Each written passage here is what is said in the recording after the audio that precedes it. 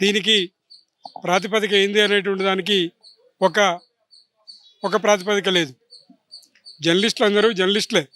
కానీ జర్నలిస్టులని విడదీసి వాళ్ళని ఏమార్చి మొత్తం అక్రిడిటేషన్ కార్డుని కోత పెట్టాలనేటువంటి ఆలోచన ఇవాళ మీడియా అకాడమీ చైర్మన్గా, ప్రెస్ అకాడమీ చైర్మన్గా ఉన్నటువంటి శ్రీనివాసరెడ్డి మొత్తం జర్నలిస్టుల మధ్య ఒక నైక్యతను సృష్టించేటువంటి ఒక పద్ధతిని అవలంబించడం జరిగింది.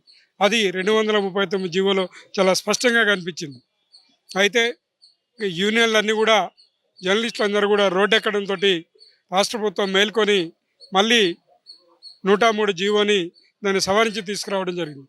ఆ జీవోలో కూడా కనీసం యూనియన్లు రిప్రజెంట్ చేసినటువంటి వాటి ఏవైతే అంశాలు ఉన్నాయో వేటిని కూడా కొన్నింటిని మాత్రమే పరిష్కరించి మరికొన్నింటిని పక్కన పెట్టి ప్రధానంగా కేబుల్ జర్నలిస్టులు ఎవరైతే ఎవరో వాళ్ళందరికీ జీరో చేసి, కేబుల్ జర్నలిస్ట్ అంటే జర్నలిస్ట్ వార్తా సేకరణ కోసం ఎక్కడికైనా పోయేటువంటి అవకాశం ఉన్నటువంటి జర్నలిస్టులకు అక్రిడేషన్ ఇవ్వకుండా గతంలో 239 జీవో ప్రకారం ప్రతి కేబుల్ ఛానల్కి 12 ఐఎన్పిఆర్ కార్డులు ఇవ్వడం జరిగింది.